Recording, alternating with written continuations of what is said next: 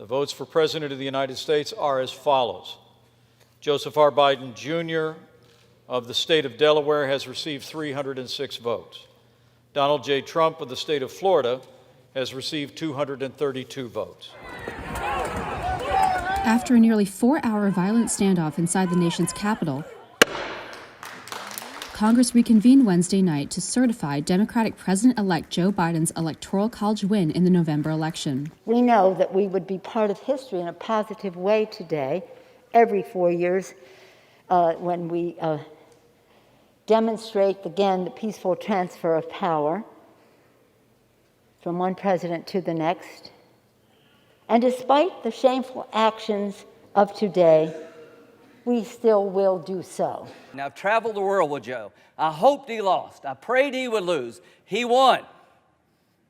He's the legitimate president of the United States.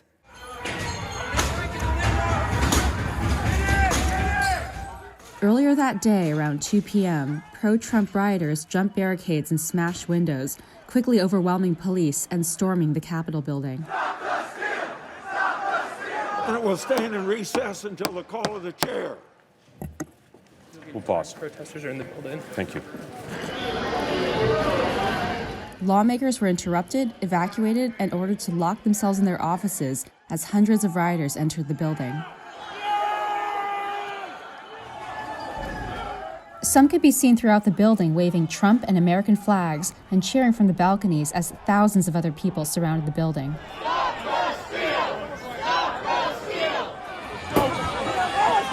One woman was shot by Capitol Police, and 3 others died in the unrest. About an hour before the violence broke out, President Trump spoke to supporters at a rally. We're going to walk down Pennsylvania Avenue. I love Pennsylvania Avenue. And we're going to the Capitol. We're going to try and give our Republicans, the weak ones, because the strong ones don't need any of our help.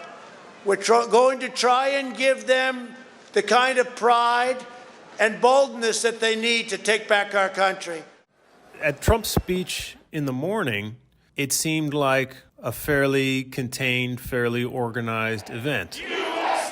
Hold them this way! But at the Capitol, things really changed, and it suddenly felt out of control, and you weren't sure which way things were going, where the energy in the crowd was going. President-elect Joe Biden condemned the violence and called for the certification of the Electoral College results to continue. This is not dissent. It's disorder. It's chaos. It borders on sedition. And it must end now. I call on this mob to pull back and allow the work of democracy to go forward. Shortly after he spoke, President Trump posted a recorded video on social media. It was a landslide election, and everyone knows it, especially the other side. But you have to go home now. We have to have peace. We have to have law and order. The video was later removed by Twitter, YouTube, and Facebook for violating their policies. Facebook's VP of Integrity said, "This is an emergency situation, and we removed it because on balance, we believe it contributes to, rather than diminishes, the risk of ongoing violence." Trump later tweeted, "These are the things and events that happen when a sacred landslide election victory is so unceremoniously and viciously stripped away from great patriots who have been badly and unfairly treated for so long. Go home with love and in peace. Remember this day forever."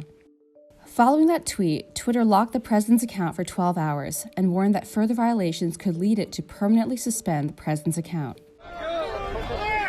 The violence at the Capitol prompted District of Columbia Mayor Muriel Bowser to declare a 6 p.m. curfew, and more than 1,000 D.C. National Guard troops were called in to help maintain order.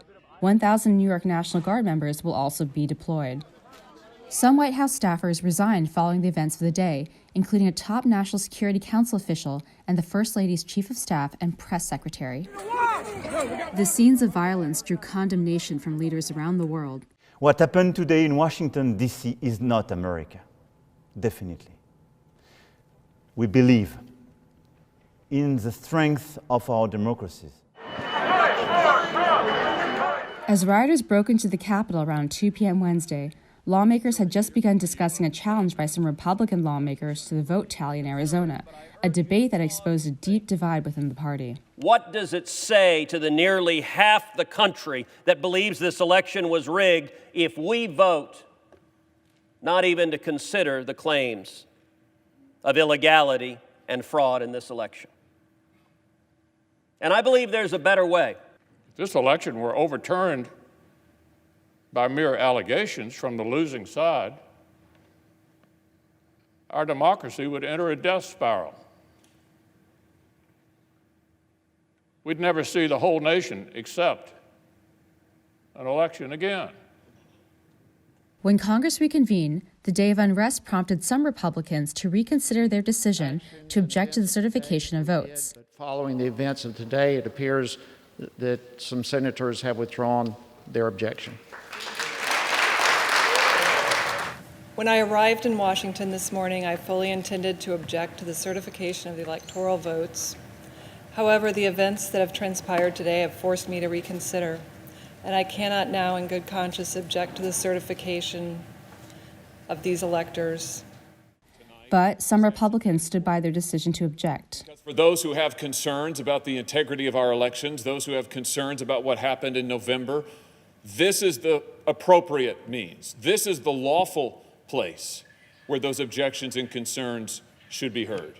Not through violence, not by appealing from ballots to bullets, but here in this lawful process.